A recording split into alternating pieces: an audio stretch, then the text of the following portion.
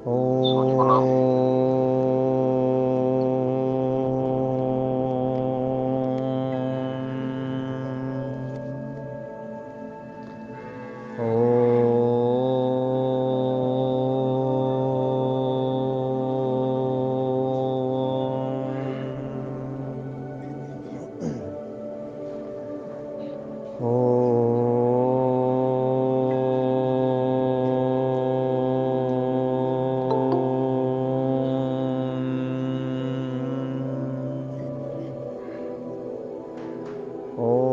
असतो मा सद्गमय तमसो मा ज्योतिर्गमय मृत्योर्मामृतं गमय। ओम शांति शांति शांति।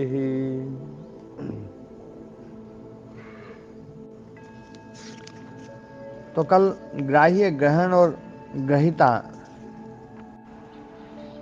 ग्राही में तो सूक्ष्म और स्थूल शरीर समझते हैं। हाँ, सूक्ष्म और स्थूल भूत है ना।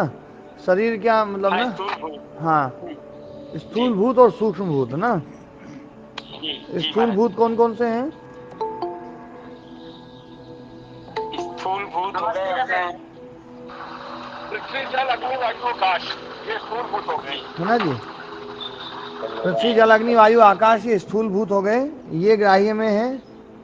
और सूक्ष्म जी। भूत कौन कौन से हैं? 5 तन मात्राएं सब। रूप, मदन रस, मोहन जी। गंध। हाँ जी महाराज जी। हाँ, इस सूक्ष्म भूत कौन से हैं? 5 तन मात्राएं, रूप, रस, गंध, स्पर्श और शब्द, शब्द है ना। और शब्द। हाँ जी शब्द, स्पर्श, रूप, रस और गंध। ठीक है ना। जी महाराज ये जी। 5 तन्मात्राएं हो गई। तो ये ये सूक्ष्म ग्राही भूत हैं। जी ठीक है। जी हाँ। महाराज। अच्छा, सूक्ष्म भूत से स्थूल भूत बने हैं, ये प्रोसेस है।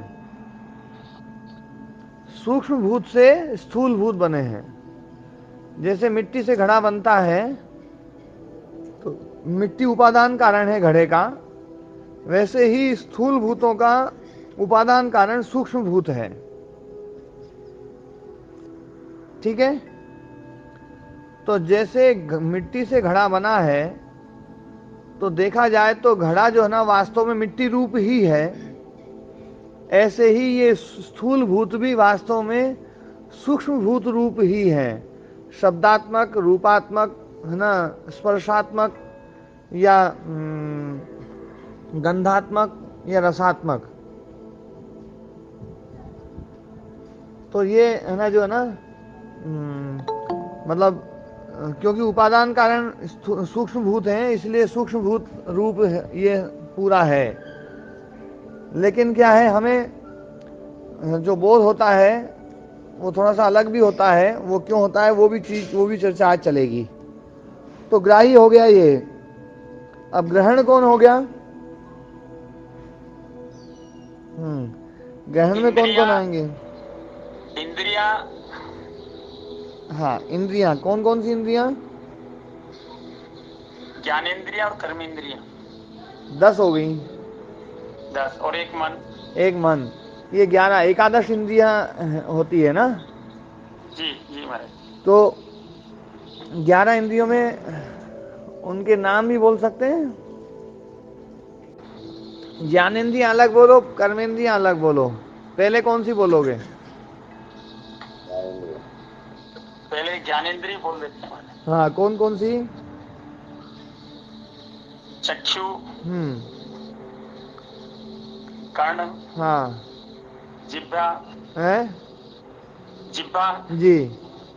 जीभ, हाँ। अपना स्पर्श के लिए त्वचा। त्वचा। हम्म। और है ना, इसको लिख भी लीजिए भले आप लोग। घ्राण, जी रसन, चक्षुस्त्वक, श्रोत्र।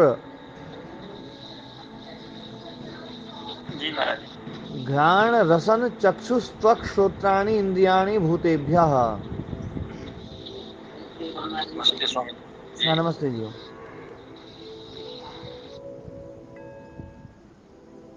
तो 5 ज्ञानेंद्रियां हो गई। 5 कर्मेंद्रियां कौन बताएगा?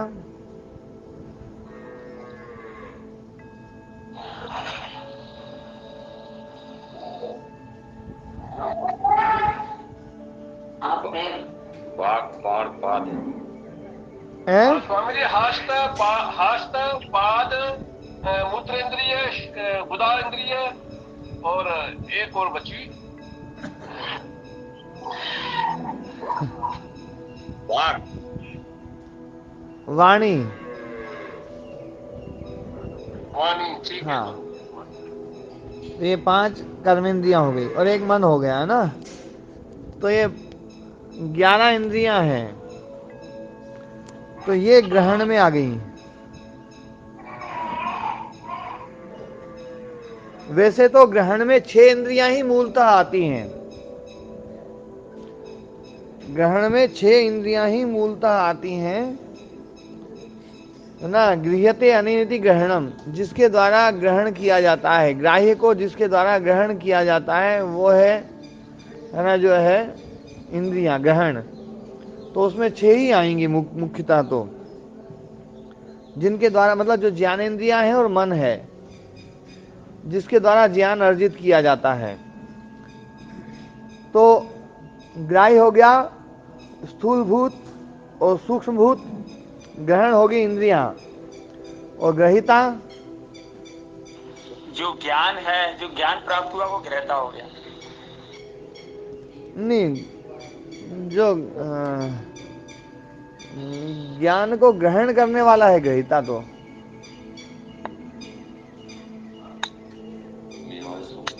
है ना। चित्त ग्रहता हो गया। हाँ, जो ज्ञान है ना वो तो है ग्रहिती, वो ग्रहिती है, वो ज्ञान है। जैसे ग्रहण हो गया प्रमाण, ग्रहिता हो गया प्रमाता, ग्राही हो गया प्रमेय, और ज्ञान हो गया प्रमिति या प्रमा।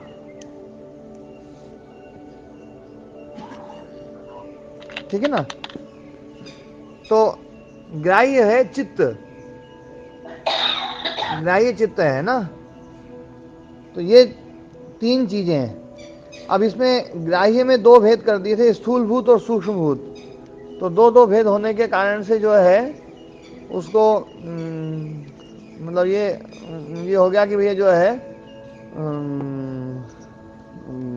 मतलब ग्राह्य में एक स्थूल भूत वाली जो समाधि वो अलग हो जाएगी, सूक्ष्म भूत वाली समाधि अलग हो जाएगी। तो 2 भेद ग्राह्य के हो गए, एक भेद ग्रहण का हो गया और एक भेद ग्राही का हो गया, ग्रहिता का हो गया। तो ऐसे 4 भेद हो गए। और 4 भेदों में भी फिर 2 भेद जो ग्राह्य वाले हैं उनमें है ना जो है एक शब्दात्मक है और एक शब्द रहित है। तो शब्दात्मक और शब्द रहित होने के कारण से उसमें भी भेद बन गया। तो सविचार, निर्विचार, सवितर्क, निर्वितर्क, तो ऐसे करके 6 भेद बन जाते हैं समाधि के, संप्रज्ञात समाधि के, है ना। अब ये जो संप्रज्ञात समाधि आई है ना, मणे गृहीत्री ग्रहण ग्राह्येषु तदन्यता समापत्ति ही क्षीण वृत्तिर अभिजात से मणेर गृहीत्री ग्रहण ग्राह्येषु तदन्यता समापत्ति ही। तो अब अगला सूत्र है स्मृति परिशुद्धौ स्वरूप शून्य अर्थ मात्र निर्भाषा निर्वितर्का। अच्छा सूत्र है ये। स्मृति परिशुद्धौ, जब स्मृति परिशुद्ध हो जाती है, और स्मृति परिशुद्ध होने पर जहां पर अन्वय व्यतिरेक समाप्त हो जाता है, अन्वय व्यतिरेक शब्दात्मक ज्ञान जो होता है वो अन्वय व्यतिरेक से युक्त होता है। जिसको ये बात समझ में नहीं आई वो पूछ सकते हैं, तो फिर उसमें चर्चा कर लूंगा मैं, नहीं तो ये चर्चा 2-3 बार हो चुकी है। तो शब्दात्मक जो ज्ञान होता है वो अन्वय व्यतिरेक से युक्त होता है, लेकिन जब स्मृति शुद्ध होती है तो वहाँ पर अन्वय व्यतिरेक रहित ज्ञान होता है। तो वही स्मृति परिशुद्ध है। वहाँ पर स्वरूप शून्य एवं, स्वरूप शून्य, केवल स्वरूप मात्र रह जाता है। अर्थमात्र निर्भाषा, अर्थमात्र का निर्भास होता है वो निर्वितर्का समापत्ति है। निर्वितर्क समापत्ति और सविचार समापत्ति सवितर्क समापत्ति और निर्वितर्क समापत्ति में थोड़ा सा बस यही है कि एक जगह पर अन्वय व्यतिरेक से युक्त ज्ञान है, एक जगह पर अन्वय व्यतिरेक रहित ज्ञान है, एक जगह पर शब्दात्मक ज्ञान है, दूसरी जगह पर केवल अर्थमात्र रह जाता है, अर्थमात्र निर्भास है।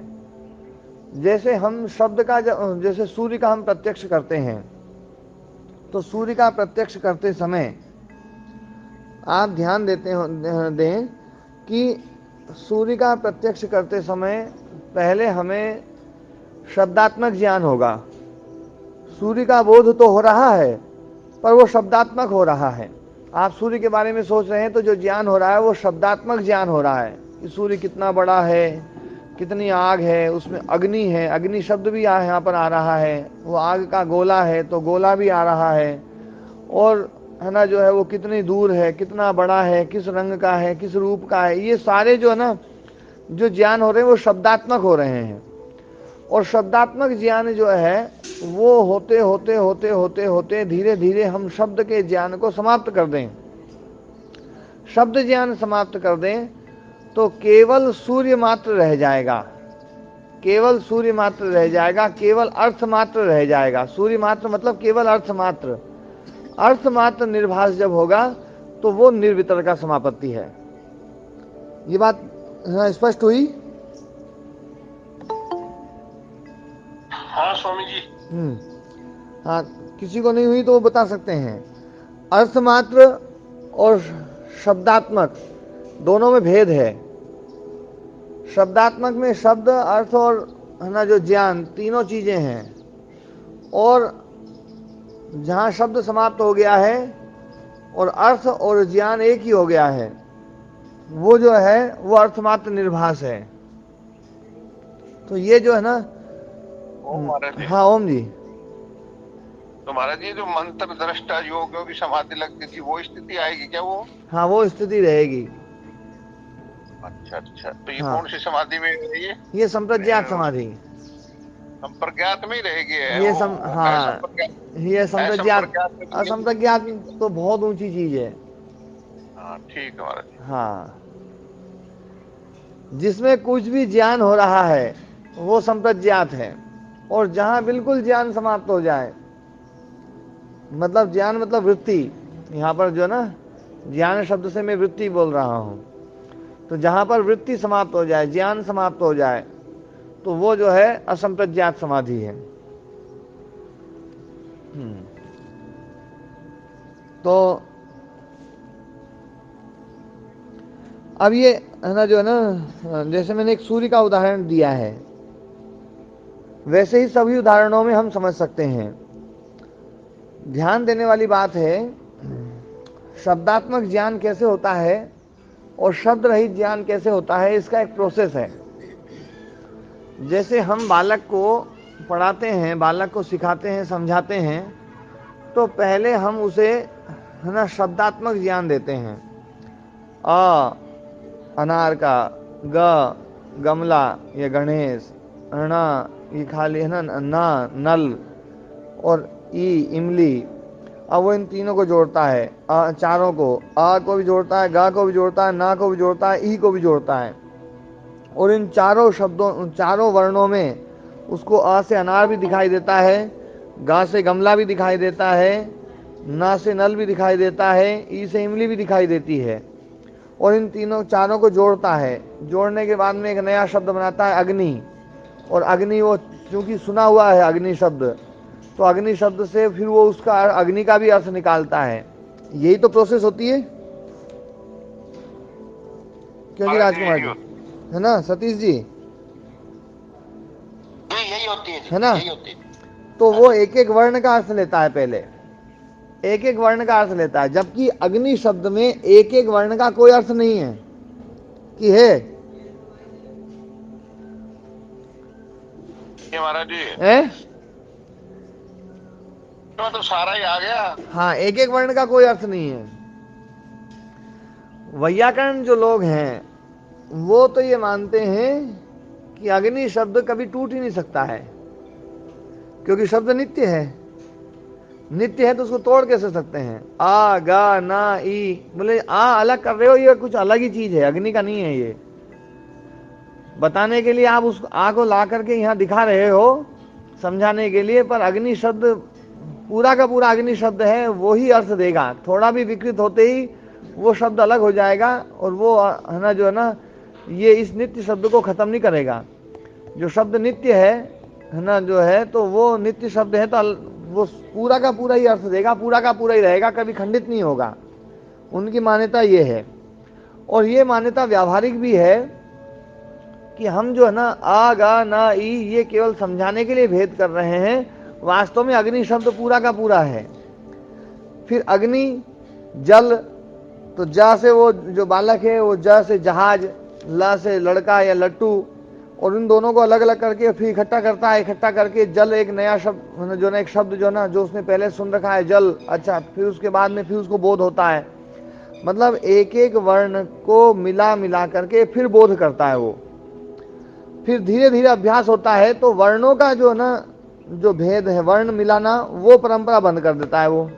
फिर अग्नि, जल, रही, है, तो फिर वाक्य में एक एक शब्द को अलग अलग करता है। जैसे एक एक शब्द में एक एक वर्ण को अलग करता था, वैसे ही वाक्य में शब्दों को अलग अलग करके अर्थ निकालता है। अग्नि, जल, रही, है, तो यहाँ पर वो जब अर्थ निकालता है तो एक एक शब्द के द्वारा कि कौन करता है और कौन सी क्रिया है, क्रिया में कौन सा काल है, कौन सा लिंग है, कौन सा वचन है, और ये सारे उसके द्वारा फिर वो वाक्य का अर्थ निकलता है। वाक्य जो अर्थ निकालेगा बिना कर्तृत्व के, बिना क्रिया के, बिना उसके तो अर्थ निकाल ही नहीं पाएगा ना। क्यों जी योगेश जी? है ना, मतलब हर वाक्य में एक एक चीज का ध्यान रख करके अर्थ निकाला जाता है। लेकिन धीरे धीरे अभ्यास होते होते ऐसा भी आता है समय कि अग्नि जल रही है, पूरा का पूरा वाक्य ही अर्थ दे देता है। ऐसा भी होता है योगेश जी? है ना, जैसे एक एक वर्ण से एक एक शब्द निकाल करके एक एक शब्द का अर्थ निकाला बालक ने, फिर एक एक शब्द को जोड़ जोड़ करके एक एक वाक्य का अर्थ निकाला, फिर वाक्य पूरा का पूरा अर्थ निकालता है। तो ये प्रोसेस है, तो इसका मतलब इससे आगे भी प्रोसेस हो सकती है। और उससे आगे प्रोसेस क्या हो सकती है कि केवल अर्थ मात्र रह जाए। जैसे अग्नि में आ गा ना ई समाप्त हो गए, जैसे वाक्य में अग्नि और जल और रही और है ये चारों शब्द अलग अलग समाप्त हो गए, केवल वाक्यात्मक रह गया, ऐसे ही ये वाक्य भी समाप्त हो सकता है, केवल अर्थ मात्र रह जाए। हमारी बुद्धि में केवल अग्नि जल रही है जो ना, ये जो इसका जो अर्थ है वो केवल अर्थ मात्र रह जाए, शब्द हट जाए, शब्द शून्य अवस्था हो जाए, शब्द रहित अवस्था हो जाए, वो भी अवस्था आ सकती है कि नहीं आ सकती है? सकती है महाराज जी, है ना। तो ये जो है ना, ये प्रक्रिया, ये जो प्रोसेस है, इसी का नाम है निर्वितर्का समापत्ति। जब शब्दात्मक ज्ञान रहता है तो सवितर्क रहती है, और शब्द रहित ज्ञान हो जाता है तो निर्वितर्क समापत्ति हो जाती है। तो ये पूरा प्रोसेस है। और इसमें एक बात थोड़ी सी और समझने की है, शब्दात्मक जो ज्ञान होता है, क्योंकि जहां पर शब्द है वहां पर विकल्प वृत्ति होती है, शब्द में विकल्प वृत्ति होती है। जैसे अनंत शब्द है, अनंत शब्द जो अर्थ देगा उसमें विकल्प वृत्ति होगी या नहीं होगी? महाराज जी क्या होगी विकल्प वृत्ति? अनंत का अंत, अंत अनंत में अंत, विकल्प वृत्ति क्या हो सकती है जी? महाराज जी अनंत को तो समझा ही नहीं सकते, अंत हो गई उसमें विकल्प वृत्ति। आत्मा का अनंतत्व। हाँ, अनंत तत्व में विकल्प वृत्ति क्या है? विकल्प वृत्ति तो समझने की है स्वामी जी, अंत, अंत अंत, आत्मा का अनंतत्व। हाँ जी योगेश जी,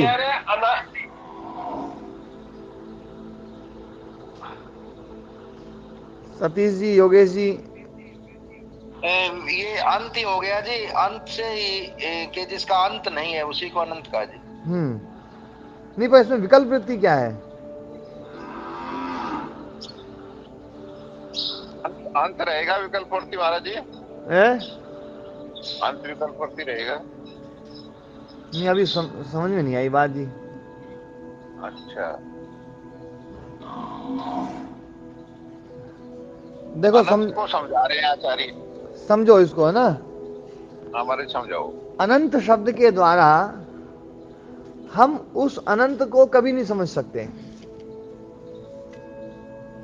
क्योंकि अनंत शब्द में अनंतता है ही नहीं। अनंत शब्द में अंत के द्वारा समझाया जा रहा है, अंत के द्वारा उस अनंत को समझाया जा रहा है। तो अनंत शब्द के द्वारा हम बस ये समझते हैं कि अंत नहीं है, पर है क्या वो? अंत नहीं है तो है क्या? ये नहीं समझाया जा सकता, ये नहीं समझाया जा सकता इस शब्द के द्वारा। शब्द के द्वारा हम ये तो समझा सकते हैं कि अंत नहीं है पर है क्या ये नहीं समझा सकते हैं। जहां, है ना, शब्द ज्ञानानुपाती वस्तु शून्यो विकल्प, शब्द ज्ञानानुपाती वस्तु शून्यो विकल्प, यही तो विकल्प वृत्ति है ना। यही है महाराज जी, है जहां पर शब्द ज्ञान के द्वारा समझाया जा रहा है, वास्तव में वस्तु शून्यता है। ठीक हुआ। हाँ, योगेश जी कट गए। शब्द ज्ञानानुपाती वस्तु शून्यो विकल्प, मतलब शब्द ज्ञान है, वस्तु शून्यता है, मतलब अनंत शब्द के द्वारा उस अनंत वस्तु को हम समझ नहीं सकते हैं, तो वस्तु शून्यता है। यहाँ पर केवल अनंत शब्द मात्र है, तो शब्द मात्र के द्वारा हम थोड़ा सा कुछ समझने का प्रयास कर लेते हैं, तो यही विकल्प वृत्ति है। तो विकल्प जहां पर है वो न जो है सवितर्क रहेगी या सविचार रहेगी। जहां पर निर्विकल्प हो जाए, शब्द रहित हो, शब्द रहित ज्ञान जो है ना, तो वो शब्द रहित ज्ञान जो है, आप उस अनंत तत्व के बारे में कुछ मतलब सोच सकते हैं, लेकिन शब्द रहित होगा ना। जब हम समाधि में जाएंगे तो हमें इसका स्वरूप का बोध होगा कि शांत क्या है, अनंत क्या है, और वो शब्द रहित ज्ञान होगा। शब्दात्मक जो भी ज्ञान होगा वो अन्वय व्यतिरेक युक्त होगा, विकल्प वृत्ति से युक्त होगा। अन्वय व्यतिरेक मतलब इससे भिन्न और इस जैसा, इससे भिन्न और इस जैसा। जैसे हम गवय शब्द बोलते हैं तो गाय जैसा, जैसे अपुरुष बोलते हैं, या अनश्वमान है ना, अनश्वमान है तो अश्व को नहीं लाना है, पर अश्व जैसा होना चाहिए, अश्व से भिन्न होना चाहिए, पर है क्या है ये शब्द नहीं बतला सकता। तो ये जो है ना, ये सब विकल्प वृत्तियां हैं। जहां पर भी शब्द है, शब्द जो है वो विकल्प वृत्ति का सहारा ले लेता है। इसलिए जो समाधि में शब्द खत्म हो जाता है वो समाधि निर्विकल्प समाधि है। बात समझ में आई? कुल आगे महाराज जी, है ना महाराज जी, ये हुआ कि हमें वृत्ति रहित तो होना ही है, तो ये विकल्प वृत्ति भी जब ही हटेगी ना, जब पूरी हटेगी, जब ही मान जाएगा ना वृत्ति जब रहित, शब्द तो हट जाएंगे ना, शब्द हट जाएंगे तो विकल्प वृत्ति हट जाएगी। फिर उसका कोई, हम बाद में योगी जब हटेगा तो उसको बता भी नहीं सकता वो। हाँ, वो बता नहीं सकता। बताएगा तो फिर वही शब्द वाली वृत्ति चल रही है, फिर हाँ, वही बात है। तो बिल्कुल वहां तक, उसके करीब तक ले जा सकता है शब्द के द्वारा, लेकिन बिल्कुल वहां तक नहीं ले जा सकता है, उसके करीब ले जाया जा सकता है। जैसे आत्मा के बारे में हम कहते हैं ना, आत्मा के बारे में जो हम कहते हैं, तो आत्मा के बारे में बस वहां तक हो सकता है उस मतलब, पर है ना, यूं नहीं भैया जो है ना कि बिल्कुल है ना, जो है ना उसके स्वरूप को बिल्कुल स्पष्ट समझा दिया जाए, ऐसा संभव नहीं है। वो लक्षणावृत्ति होगी ना, लक्षणावृत्ति है, हाँ, लक्षणावृत्ति, हाँ, अभिधा व्यंजना लक्षणा जो है ना, लक्षणा के द्वारा हम समझाते हैं। तो महाराज जी वहां तो लक्षणावृत्ति भी नहीं रहेगी, वृत्तियां तो सारी खत्म ही हो जाएंगी। नहीं, जब शब्द के द्वारा समझाते हैं ना, वो एक अलग वृत्ति के रूप में आ गई। वो जो लक्षणावृत्ति है ना, वो व्याकरण की वृत्ति है ये, यहाँ पर ये वाली वृत्ति नहीं है, चित्त की वृत्ति नहीं है। हाँ हाँ, यही मैं कह रहा हूँ। हाँ, वो अभिधा वृत्ति, लक्षणा वृत्ति, व्यंजना वृत्ति वाली, उसमें लक्षणा में पहुंच गए। हाँ ठीक है महाराज, ठीक है महाराज। अब इस सूत्र को देखो, पढ़ते हैं अपन। यदा पुनः शब्द संकेत स्मृति परिशुद्धौ, जब शब्द संकेत स्मृति परिशुद्धौ, शब्द के द्वारा जो, शब्द का जो संकेत है उसके द्वारा जो स्मृति होती है, उस स्मृति से परिशुद्ध जो है श्रुतानुमान ज्ञान विकल्प शून्यायाम, श्रुत अनुमान ज्ञान के, श्रुत मतलब शब्दात्मक, या अनुमान भी जो है ना शब्दात्मक होगा, उस ज्ञान के विकल्प से शून्य, विकल्प वृत्ति से शून्यायाम समाधि प्रज्ञायाम, समाधि प्रज्ञा जब उत्पन्न होती है, स्वरूप मात्रेण अवस्थितः, तो केवल स्वरूप मात्र रहता है। स्वरूप मात्र मतलब जैसे सूर्य है तो सूर्य का स्वरूप मात्र रहेगा, है ना, गाय है तो गाय का स्वरूप मात्र रहेगा। अर्थ मात्र, स्वरूप मात्र मतलब केवल अर्थ मात्र, केवल ज्ञान मात्र, और कुछ नहीं रहेगा, शब्द नहीं रहेगा। तो है ना, स्वरूप मात्रेण अवस्थितः अर्थः, स्वरूप मात्र से अवस्थित जो अर्थ है, तत्स्वरूपाकार मात्र तयैव अवच्छिद्यते, उस स्वरूप है ना, स्वरूपाकार मात्र से ही युक्त हो जाती है। मतलब केवल उस रूप वाली चित्त जो है ना, उस रूप का आकार वाला हो जाता है। जो वृत्ति चल रही है उस वृत्ति रूप ही वो चित्त हो जाता है। तो साचा निर्वितर्का समापत्ति, वो निर्वितर्का समापत्ति है। मतलब ग्राह्य रूप, ग्रहण रूप और ग्रहिता रूप यहाँ पर भी होगा, लेकिन यहाँ पर शब्द ज्ञान विकल्प रहित होगा, वहां पर शब्द ज्ञान विकल्प से युक्त होगा, ये शब्द ज्ञान विकल्प से रहित होगा, बस इतना ही अंतर है। शब्द ज्ञान विकल्प से युक्त होगा तो विकल्प वृत्ति रहेगी, और विकल्प वृत्ति जो है ना जब रहेगी तो उसमें पूरे स्वरूप का सही बोध नहीं होगा। लेकिन जहां पर विकल्प वृत्ति समाप्त हो जाएगी तो स्वरूप का तत्वतः बोध होगा, वो परम प्रत्यक्ष है। वो जो ना असंपर्क ज्ञान समाधि हो गई महाराज जी, फिर नहीं, असंपर्क ज्ञात नहीं है, यहाँ पर भी बोध तो हो रहा है। अच्छा, यहाँ भी संपर्क ज्ञात में, यहाँ पर संपर्क ज्ञात है। ठीक है महाराज। बस ये सवितर्क थी पहले वाली, ये निर्वितर्क हो गई। वो सविचार थी, ये निर्विचार हो गई। ठीक है ना? ठीक है महाराज। हाँ जी। तत्परम प्रत्यक्षम, हाँ जी, अभी मैं इसको पूरा कर दूं। तत्परम प्रत्यक्षम, वो परम प्रत्यक्ष है। तच्च श्रुतानुमान और बीजम, वो श्रुत और अनुमान का बीज है। जो मतलब आगम प्रमाण का जो है बीज यही है, और अनुमान प्रमाण का बीज भी यही है। तथा श्रुतानुमाने प्रभवतः, क्योंकि उसी से श्रुत और अनुमान प्रमाण उत्पन्न होते हैं। न च श्रुतानुमान ज्ञान सहभूतम तद दर्शनम, श्रुतानुमान ज्ञान के साथ में रहने वाला ये ज्ञान नहीं है। तस्मात् असंकीर्णम, इसलिए असंकीर्ण है। वो संकीर्ण था, मिश्रित था, ये असंकीर्ण है। असंकीर्ण जो ना प्रमाणांतरेण, दूसरे प्रमाण से युक्त नहीं है। योगिना निर्वितर्क समाधिजम दर्शनमिति, योगी का जो ज्ञान है वो निर्वितर्क समाधि से उत्पन्न होने वाला ज्ञान होता है। निर्वितर्काया समापत्ते अस्या सूत्रेण लक्षणम द्योत्यते, और निर्वितर्का समापत्ति का इस सूत्र के द्वारा जो है लक्षण द्योतित किया जा रहा है। इस अस्या निर्वितर्काया समापत्ते है, इस निर्वितर्क समापत्ति का सूत्र के द्वारा लक्षण बताया जा रहा है। क्या है सूत्र का लक्षण? सूत्र क्या बता रहा है? स्मृति परिशुद्ध स्वरूप शून्य अर्थ मात्र निर्भाषा निर्वितर्का। स्मृति परिशुद्ध होने पर स्वरूप शून्य एवं, स्वरूप शून्य वाली अवस्था हो जाती है, स्वरूप शून्य जैसा। अर्थ मात्र निर्भाषा, अर्थ मात्र निर्भास, वो निर्वितर्का। या शब्द संकेत श्रुतानुमान ज्ञान विकल्प स्मृति परिशुद्ध, जो शब्द संकेत जो श्रुत और अनुमान के द्वारा जो ज्ञान उत्पन्न होता है, उस विकल्प स्मृति के से भी के द्वारा जो परिशुद्ध है, मतलब वो विकल्प वृत्ति से रहित है। ग्राह्य स्वरूपोप्रक्ता प्रज्ञा, ग्राह्य स्वरूपोप्रक्त हो गई है प्रज्ञा, बुद्धि जो है वो केवल ग्राह्य स्वरूप रह गई है। स्वमिव प्रज्ञा रूपम ग्रहणात्मकम त्यक्त्वा, और ग्रहणात्मक इंद्रिय रूप जो है या ग्रहिता रूप, ग्रहिता ग्रहण समाप्त हो गए हैं, केवल ग्राही रूप रह गया है। तो ग्राही रूप जो है सा निर्वितर्का समापत्ति। तो ग्रहणात्मकम, ग्रहणात्मक जो है इंद्रिय रूप वाले उसको छोड़ करके केवल ग्राही रूप में है। पदार्थ मात्र स्वरूपा, केवल पदार्थ मात्र स्वरूप रह गई है। ग्राह्य स्वरूपा, ग्राह्य स्वरूपापन्ना, ग्राह्य स्वरूप को है ना अपन प्राप्त कर लिया है। इव भवती सा निर्वितर्का समापत्ति, वह निर्वितर्क समापत्ति है। तथा च व्याख्याता, वैसी व्याख्या पहले कर दी गई है। तस्या एक बुद्ध्युपक्रम अर्थात्मा अणु प्रचय विशेषात्मा गवादिर घटादिर व लोकः। तो ये जो है एक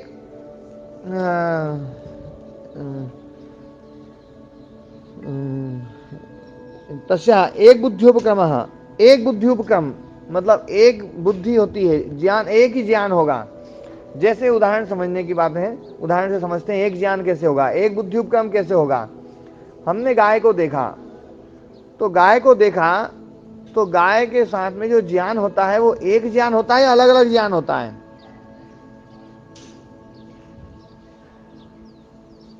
ओ महाराज जी, हाँ जी, एक ही ज्ञान होता है महाराज जी। उसमें अलग अलग सारे आ जाएंगे, रंग भी है, ये गिरी नस्ल की है, ये सारे अलग अलग आ जाएंगे।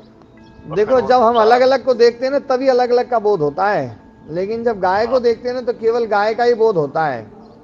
हाँ हाँ ठीक बात। जैसे गाय खेत में घुस रही है ना, ये वाक्य मैंने बोला तो आपके मन में ये आया एक बार भी कि खुर घुस रहा है? हाँ नहीं आया महाराज जी। अच्छा, पूंछ घुस रही है आया? हाँ ये भी नहीं, वो गाय दांत, आता है खाली भी गाय। दांत घुस रहा है ऐसा आया? आंख घुस रही है? महाराज जी केवल एक बुद्धि होती, गाय है ना, तो गाय बुद्धि है ना। यूं भी नहीं है कि रंग घुस रहा है, उसका रूप घुस रहा है, अच्छा उसका सींग घुस रहा है, ऐसा जो ना अलग अलग रूप में बोध नहीं होता है। इसी को बोलते हैं एक बुद्ध्युपक्रम, मतलब एक निश्चयात्मक ज्ञान, एक ही ज्ञान होता है। अर्थात्मा, और वो अर्थरूप होता है, अर्थरूप होता है, शब्द घुस रहा है ऐसा नहीं होगा, केवल अर्थरूप होता है। अणु प्रचय विशेषात्मा, अणुओं का संघात है, यूं नहीं है कि अणु अणु घुस रहा है, एक एक अणु घुस रहा है, अणुओं का संघात है। अणु प्रचय विशेषात्मा, अणुओं के संघातात्मक जो है वो है। गवादि घटादिर व लोक, जैसे गाय आदि या घटादि में, जैसे लोक में जो ना ये बात जो ना समझ में आती है। सच संस्थान विशेष, वो जो संस्थान विशेष है वो भूत सूक्ष्माणाम साधारणो धर्म आत्मभूत, वो सूक्ष्म भूतों का साधारण धर्म है ना। जो एक बात समझने की है, साधारण धर्म जो है वो हमेशा रहता है, विशेष धर्म अलग अलग हो जाता है। साधारण धर्म तो हमेशा रहेगा। बिल्कुल महाराज जी, खूब समझाया था आपने, है ना। साधारण धर्म हमेशा रहेगा, विशेष धर्म जो है ना वो अव्यक्त और व्यक्त होता है।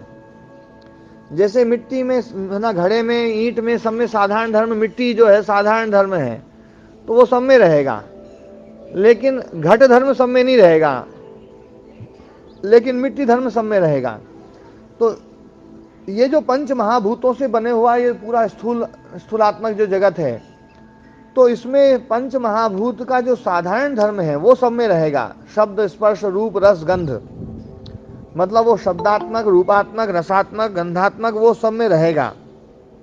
तो ये जो है मतलब हमें जो ज्ञान हो रहा है पंच महाभूतों का हो रहा है, लेकिन सूक्ष्म भूतों का साधारण धर्म रूप आत्मभूता, मतलब उसमें आत्मभूता मतलब साधारण भूत रूप, साधारण सूक्ष्म भूत जो है, सूक्ष्म भूत रूप उनका साधारण धर्म है सूक्ष्म भूत। तो सूक्ष्म भूत रूप जो है वो धर्म उसमें रहेगा। फले न व्यक्ति न अनुमिता, और उसका जो व्यक्त जो रूप है ना, उसका जो फल मतलब व्यक्त रूप, उसके द्वारा उसका अनुमान होता है। मतलब जो जैसे घट है, घट के द्वारा हम उसका अनुमान करते हैं, पट के द्वारा अनुमान करते हैं, गाय आदि के द्वारा उसका अनुमान कर रहे हैं, जो व्यक्त हो रहा है। व्यंजकांजन प्रादुर्भवती, स्व्यंजक के द्वारा उसका अंजन होता है, मतलब स्व्यंजक के द्वारा मतलब जो उसको व्यक्त करने वाले पदार्थ हैं उसके द्वारा वो व्यक्त होता है। जैसे घड़ा है वो व्यक्त किसके द्वारा होता है? चाक के द्वारा, कुम्हार के द्वारा, कील के द्वारा, उस लकड़ी के द्वारा, उसके द्वारा वो व्यक्त होता है। तो वो है ना जो है घड़े के वो स्व्यंजक हैं, और उन व्यंजकों के द्वारा वो है ना जो है व्यक्त होता है। तो स्व्यंजकांजन प्रादुर्भवती, स्व्यंजकांजन के द्वारा वो प्रादुर्भाव, उसका प्रादुर्भाव वो प्रादुर्भूत होता है। धर्मांतरोदय च तिरोभवती, और दूसरा धर्म उत्पन्न होने पर वो तिरोभाव हो जाता है। मतलब घट जो है वो घट जब चूर्ण रूप में जो है आएगा तो वो घट रूप समाप्त हो जाएगा। स ऐसा धर्मो अवयवी इत्युच्यते, वो धर्म जो है अवयवी, अवयवों में रहने वाला, अवयवी इत्युच्यते, मतलब जैसे गौ धर्म जो है अवयवों में रहने वाला है, खुर में, सींग में, चमड़ी में, उन पूंछ में, सब में मिलाकर के सब में रहने वाला है ना, अवयवी इत्युच्यते। स्वसौ एकश्च, वो एक है, महाश्च बड़ा हो सकता है, छोटा हो सकता है, स्पर्शवान हो सकता है, क्रिया धर्मक होता है ना, अनित्यश्च और अनित्य होता है। तेन अवयवी ना व्यवहार क्रियते, और अवयवों के द्वारा व्यवहार नहीं होता है, अवयवी के द्वारा व्यवहार होता है। तो ये जो ज्ञानात्मक, मतलब यहाँ पर इतनी सारी जो प्रोसेस बताई है वो केवल और केवल जो है बौद्ध मत के खंडन के लिए बताई है। बौद्ध मत का खंडन किया जा रहा है यहाँ पर, क्योंकि बौद्ध मत जो है वो इन सबको नहीं मानता है। बौद्ध मत तो ये मानता है ये सब क्षणिकवाद है, और क्षणिकवाद है, और इसमें जो कुछ भी दिखाई दे रहा वो केवल रूप है। रूप जो है, रूप अनित्य है, लेकिन हमें जो कुछ भी दिखाई दे रहा है सब रूप पैदा हो रहा है, वस्तु पैदा नहीं हो रही है, केवल रूप पैदा हो रहा है। और रूप क्षणिक है और अनित्य है। तो रूप के द्वारा, रूपी रूपम पश्यति, वहां पर उनका वो प्रसिद्ध वो है वाक्य कि रूपी जो है रूप को देख रहा है बस। हम भी रूपी हैं और वो सब रूप वाले हैं, तो रूपी रूपी को देखता है। तो इसलिए बोध होता भी है गाय आ रही है, गाय जा रही है, ये सब हो रहा है, लेकिन है कुछ भी नहीं।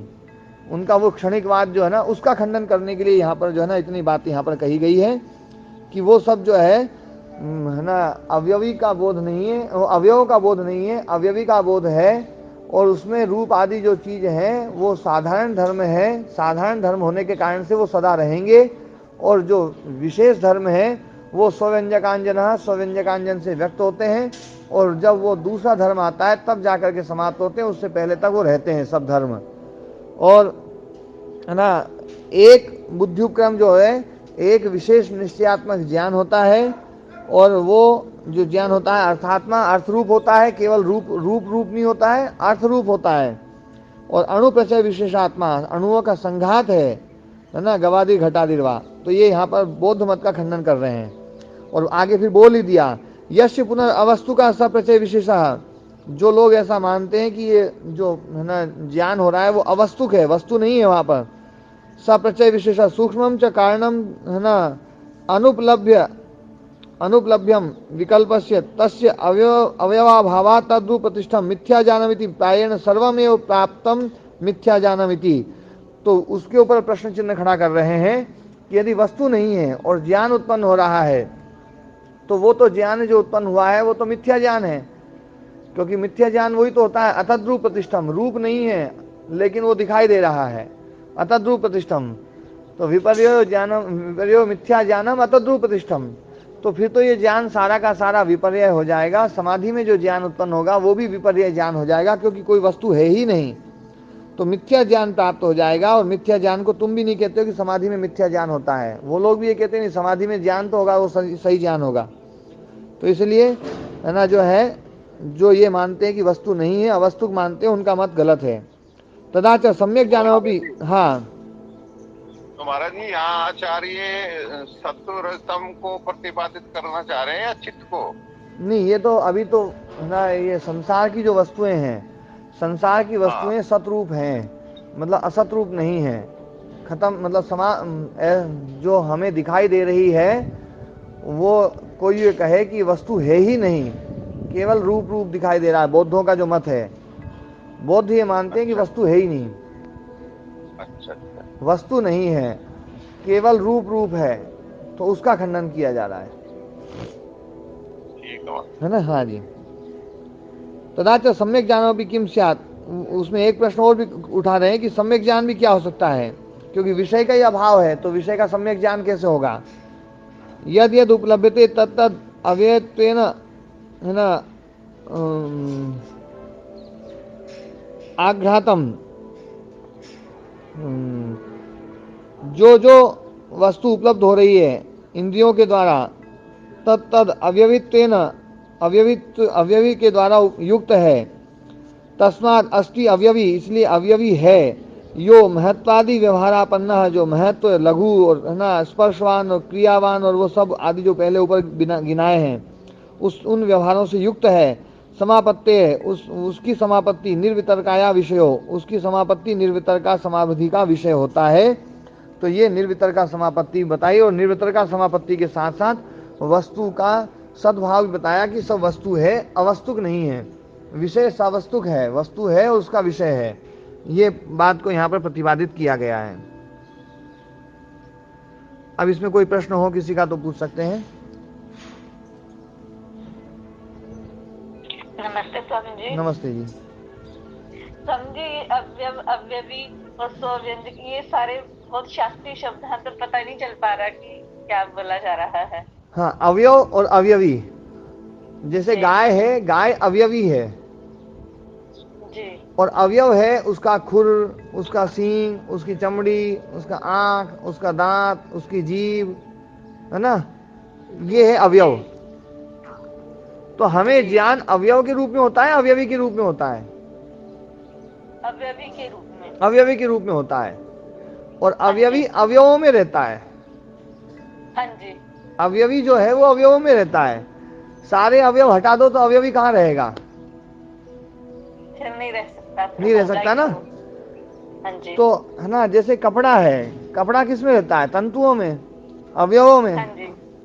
लेकिन हमें जब कपड़ा बोलते हैं तो धागे धागे का बोध नहीं होता है, पूरे उसका बोध होता है, पूरे अवयवी का बोध होता है, पूरी है ना एक ही वस्तु का बोध होता है। ठीक है जी। है कि नहीं बात सही? हाँ जी, हाँ तो जी। अवयवी है ना जो है बोध अवयवी का होगा, अवयवी अवयवों में रहेगा और ये निर्वस्तुक नहीं है, अणु प्रचय है, बहुत सारे अणुओं का संघात है और अणुओं का संघात होकर के जो है अवयवी बना है, इसलिए अवस्तुक नहीं है, वस्तु रहित अवस्था नहीं है। जी, ये बात यहाँ पर प्रतिपादित कर रहे हैं। जी, ठीक है ना? आगे समझे जी। हाँ जी, परमेश्वर देवी जी का प्रश्न है, हाथ उठा जी। जी बहन जी। हाँ जी, मैं ये पूछ रही थी गुरुदेव जी। जैसे आपने ये बताया, एक तो विकल्प जो अभी बोल रहे हैं आपने, विकल्प क्योंकि वृत्ति, जो हाँ। कभी सोचा, हाँ जी, जो कभी सोचा नहीं, देखा नहीं, वो दिखना। हाँ। और एक जो होता है, जैसे हम ध्यान में बैठे हैं तो बिल्कुल भी जैसे बेहोशी की अवस्था होती है। हाँ। उसमें कोई भी बोध नहीं होता, किसी प्रकार का विकल्प संकल्प कुछ भी नहीं होता, शरीर का भी बोध नहीं होता, तो उसको क्या बोलते हैं? वो असंप्रज्ञात समाधि है। बस ये जानना चाहूँ। ठीक है, ठीक है, नमस्ते। नमस्ते।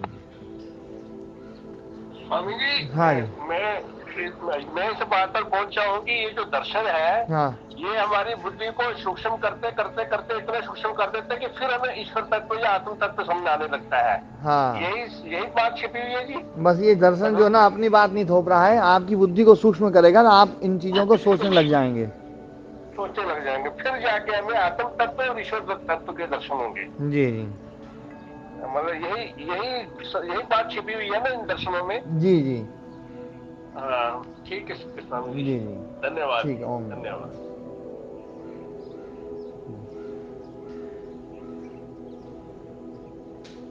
हाँ, और किसी का कोई प्रश्न? नमस्ते जी। स्वामी, जो अनंत है, निष्क्रिय है, इसको आत्मा का गुण कह सकते हैं क्या? नहीं, अनंत और निष्क्रिय तो आत्मा की गुण है। नहीं, मतलब ये तो निषेधात्मक है, तो निषेध चीज गुण किसी का हो मतलब सकता है वो गुण अनंत, मतलब मैं अभी जो बात कह रहा हूँ, मतलब है ना, मैं यूं नहीं समझा कि आप बहुत गहराई में पूछ रहे हैं।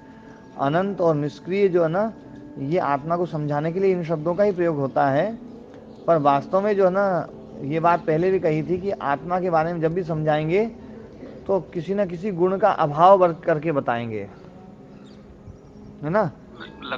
लक्षणावृत्ति से समझाने के लिए बस, उसको हाँ कह रहे हैं, लेकिन जी।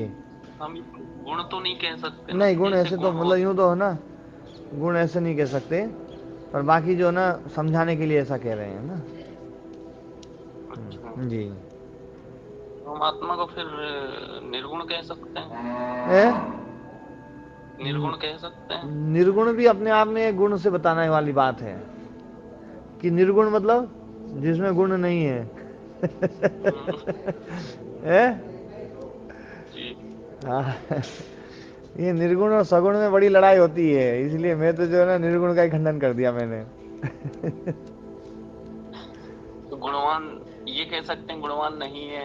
मतलब उसको गुणवान भी नहीं कह सकते, उसको निर्गुण भी, उसको शब्द के द्वारा बताया नहीं जा सकता, पता नहीं। शब्द के द्वारा नहीं बताया जा सकता उसको।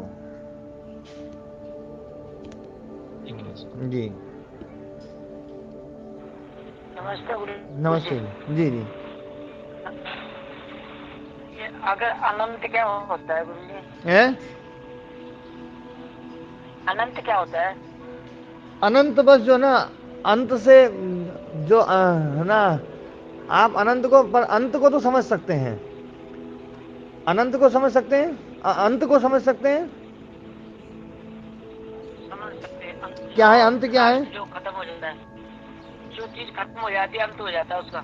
हाँ, जिसकी सीमा आ गई है ना, हाँ, जिसकी सीमा आ गई है ना, और जिसकी सीमा नहीं आई वो अनंत।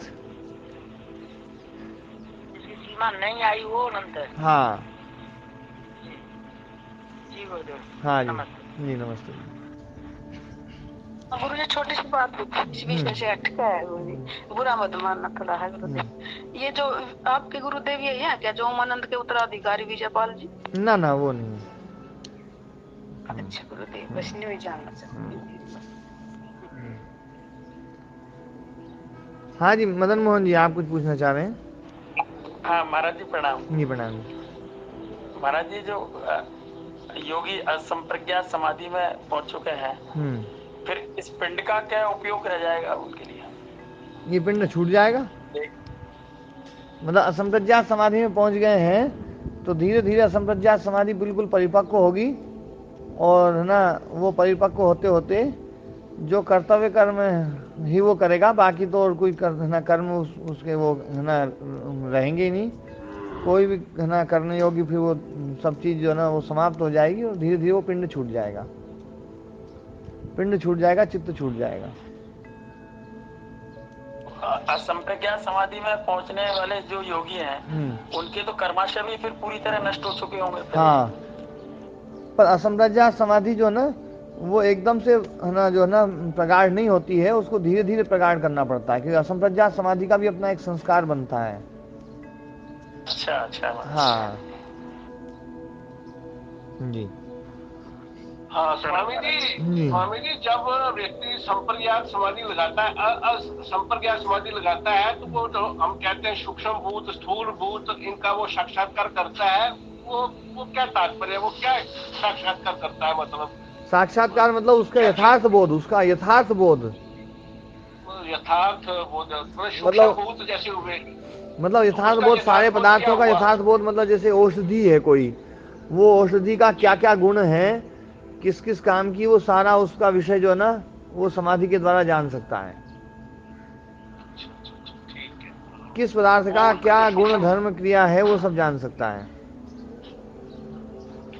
जी स्वामी जी नमस्ते जी। ईश्वर का साक्षात्कार हो सकता है स्वामी जी? हाँ, ईश्वर का भी आंशिक साक्षात्कार हो सकता है, आंशिक रूप में हो सकता है। हाँ। तो ये जो यथार्थ का बोध हो रहा है, ये ईश्वर का ही ज्ञान, ईश्वर का ही तो दर्शन नहीं होगा महाराज जी? नहीं, यथार्थ बोध तो मतलब हर एक वस्तु का यथार्थ बोध होना, एक एक वस्तु का यथार्थ बोध होना। अब उसमें ईश्वर का भी यथार्थ बोध कर सकते हैं, तो ईश्वर का यथार्थ बोध तो वो आंशिक होगा, संपूर्ण नहीं हो सकता। जी महाराज। आंशिक से तात्पर्य महाराज जी? आंशिक का मतलब है जितना अपना सामर्थ्य है उतना ही बोध होगा, क्योंकि पूर्ण का यदि ज्ञान हो जाएगा तो हमारा चित्त भी पूर्ण हो जाएगा, क्योंकि जो ज्ञान होता है ना वो तदाकार हो जाता है, चित्त जो है ना उस आकार वाला हो जाता है। घट का ज्ञान हुआ है तो घट रूप हो गया, ये तो कल भी आई थी ना बात। ये तो बहुत समझाया महाराज जी आप। तो ईश्वर का यदि पूरा ज्ञान हो जाए तो पूरा ईश्वर ही बन जाएगा फिर तो चित्त है, बात महाराज, और वो तो संभव नहीं ना।